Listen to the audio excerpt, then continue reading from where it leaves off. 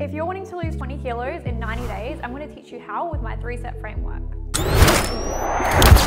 Dieting does not have to be hard. Once you get that out of your head, that's when you become obsessed and in love with the journey. Anyone can drop your calories super low. Yeah, sure, you're gonna lose weight initially, but how long can you sustain that? Okay, so the first thing that I'm gonna mention is of course gonna be nutrition. If you aren't in control of your food, you're not gonna be able to succeed in your fat loss journey. So you need to ensure that what you're doing is gonna be accurate in terms of making sure that you're eating in a calorie deficit.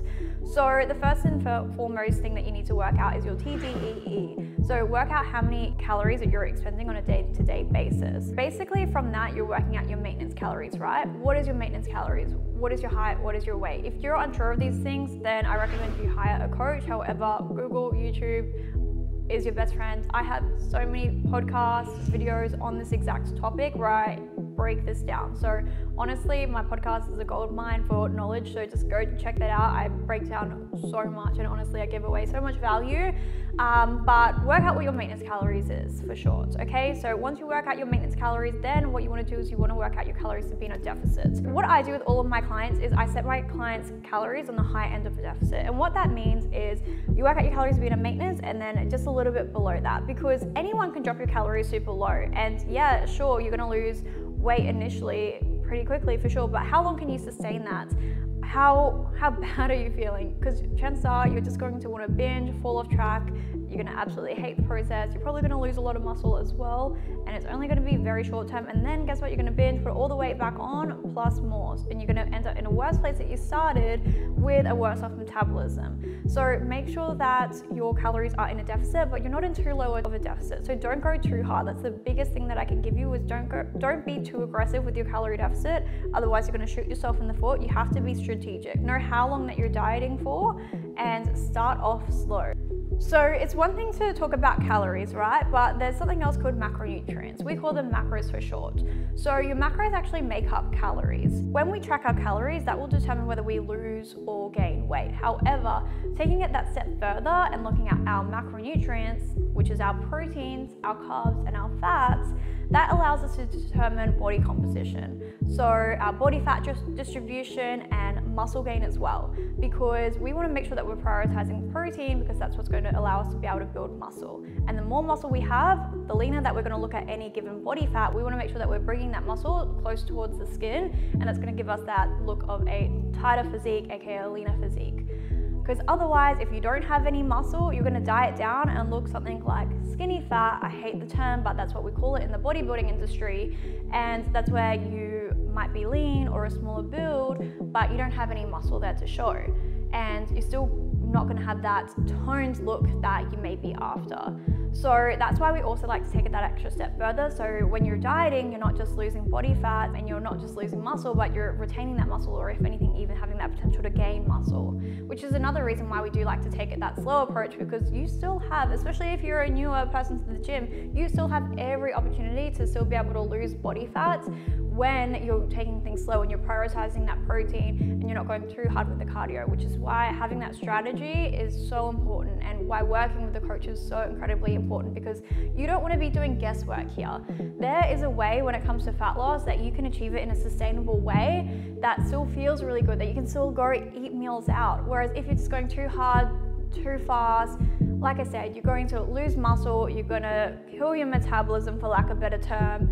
You're going to want to binge and gain it all back really quickly, plus even more. Statistically, most people who diet end up gaining more weight back than they gained in the first place. Then you're just in an awful mental state, and then you're just hating fitness and dieting as a whole. Dieting does not have to be hard. Once you get that out of your head, that dieting is hard, and you start learning the fact that it can be so easy and it can feel so good, then that's when the results really start becoming, and that's when you become obsessed and in love with the journey. And that's the thing, your fitness is a journey. It's so corny, but it's a marathon, not a sprint. It's not just this initial fat loss phase and then you'll be happy, because guess what? Once you achieve that goal physique, then it's learning about how to sustain that with those good habits, which that's a whole nother topic in terms of reverse dieting and building a metabolism out of that, which I can talk on as well. So going onwards with our macros, there's 4 calories per gram in protein, 4 calories per gram in carbs, 9 calories per gram in fats. Alcohol is still technically a separate macronutrient itself, but we're not going to touch on that because I don't recommend drinking, obviously. healthy. But that's a topic for another day, because we can still work that in if you do have that odd occasion out as well. So once again, this goes down to body composition and making sure that we have the physique that we desire. When we're eating food and our body's breaking it down, it's not thinking, is this healthy or is this unhealthy? It's just breaking down the protein, carbs, and fats of the food, aka the overall calories, because macros make up calories. So you can ultimately eat whatever you want as long as it fits your macro and your calorie target for the day. Now, if macros confuse you, just absolutely start off with calories to start off with. That is so fun. Calories and protein. I break this down all in my podcast. Honestly, just go listen to the very first episode about what is flexible dieting. Just go scroll back to the very first one and I explain this. However, if you're new and you want to start somewhere, if you start with this, you're going to be fine to start off with. Work out your calories within deficit, right? And then your protein, just look at that, right? So your protein, I typically overall recommend 2.2 grams of protein per kilo of body weight. That's typically, we like to sit at 20 to 30% of your calories coming from your fats. Remember, there's 9 calories per gram in fats, and then the remainder of the calories we want to work out to be your carbohydrates. So you work out your calories, then your protein, and then your fats, and the remainder of your calories, divide that by 4, and that's the amount of carbohydrates. If that's confusing, send me a message, I'm happy to help. I know it's a lot of information to take in, but this is the science. This is not the matter of if it works for you or a new diet phase. No, like, this is science. This is how the body works. So yeah, that means you can lose body fat just eating McDonald's all day. And just like you can still gain body fat if you were to eat nothing but broccoli all day. You'd be eating a lot of broccoli, don't get me wrong, if you wanted to gain body fat eating broccoli, because there's a lot of food volume in it and there's low calories for it. However, it can still happen. There's no such thing as like good or bad foods. And once you learn that, that can improve your relationship with food. If you start, otherwise, if you look at foods as good and bad, and that makes you fat versus healthy, it's not a healthy way of thinking, and it's not going to be something that you can sustain. And whilst doing certain fat loss phases that are quote unquote unsustainable can have a purpose, like for example, if you're going a little bit harder, say if you're getting married or if you're competing in a bodybuilding competition, that can have a time and a place for sure. But if you want to look and feel good for overall life, you want to make sure that you have a good approach to your health and fitness journey, that you don't view foods as good or bad, and that you're eating a wide variety of foods. Don't just follow a meal plan, whilst once again that can have a time and place, and I myself, being a sports nutritionist, am qualified to write meal plans, and I give certain clients meal plans. I still encourage flexible dieting and eating a wide variety of foods, because that's going to ensure that you are tapping all of those main micronutrients, and you don't have to overcomplicate it. Eat a wide variety of foods. Your body wants different micronutrients, which is our vitamins and minerals. You're going to be feeling your best and you're going to be performing your best when you're eating different kinds of foods, rather than just eating a plain chicken, broccoli, rice meal plan, which gone are those days of eating off boring meal plans. We do not need to do that, and there's so much science and evidence to suggest everything I'm saying is 100% right. Like I said, this is not the matter of if it works for you, it will work for you if these numbers are calculated accordingly. So that leads me into my next point, which is having those weekly check-ins with yourself, because it's one thing to set your calories to start off with. However, the thing is about our body, the thing with our body is that it's really adaptive, okay? So you can't just set and forget regarding your calories, because you will get to a certain point where you just stop responding, which you may have even experienced in the past yourself, because there's only so far that you can drop your calories. So like I said, when you start them off high, you have a long way to be able to adjust them. However, when I say do your weekly check-ins, check in with yourself every single week, do your weigh-ins, do your progress photos, whether it's for your coach or whether it's for yourself. Being able to see those changes every single week, even though they're going to be really small, you can see how you're responding. And if you're still progressing, you don't need to make a change to numbers. It's only once you have plateaued, or if you feel like you're about to plateau, if you know your body really well, or if you're a coach, then you can predict when and when not to make those changes. Most of my clients, I do tend to make changes pretty much every single week, if not every second week too, changes to protocols, just to ensure that we're keeping on top of that fat loss phase and we're keeping things moving at a good rate for them. So you do want to make sure that you're having those weekly check-ins with yourself, that you're dropping at a good rate that's not too quickly or too slowly, and understanding the fact that your body will adapt to those calories. You can't just set and forget. You do need to make those weekly changes. So even if it's just a small calorie decrease by even just 40 calories, that can add up, because that's an extra 280 calories over a weekly basis. Because when you lose body fat, it's not whether you're in a calorie deficit over a daily basis, it's whether or not you're in a calorie deficit It's whether you're in a calorie deficit over a weekly basis, not a daily basis. So ensuring that you're constantly making those changes, even if it is small, like that 40 calories, makes a big difference overall.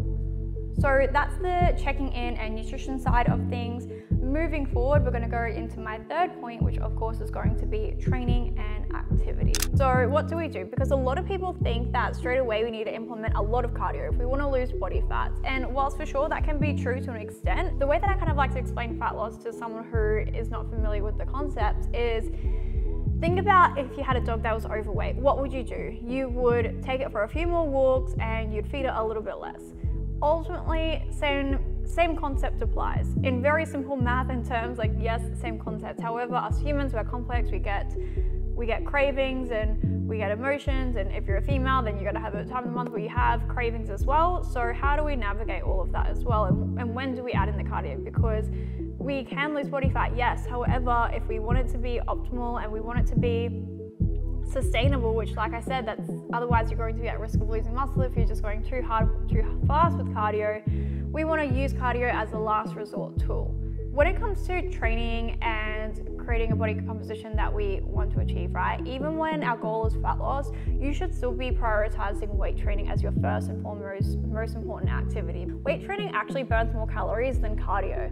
So when we are doing cardio, we're burning calories just during that session. However, with weight training, we're not just burning calories during that session, but also 24 hours, 48 hours after that training session as well. Basically, when we're weight training and we're breaking down those muscle fibers to come back stronger, it takes 24 hours, 48 hours, maybe even longer, depending on the intensity of your training session, to break down those muscle fibers, right? So for it to repair and come back stronger, it burns energy, which energy is another word for calories. So that is why during our weight training sessions that we actually end up burning more calories over a few days of a span than just a cardio session. So prioritize weight training, chances are you're gonna burn more calories during that session as well than what we would with cardio anyway. And if you wanna create shape and you wanna get that hourglass shape and you wanna build a booty and you wanna have that small waist hourglass figure, then you're gonna have to prioritize your weight training first and foremost.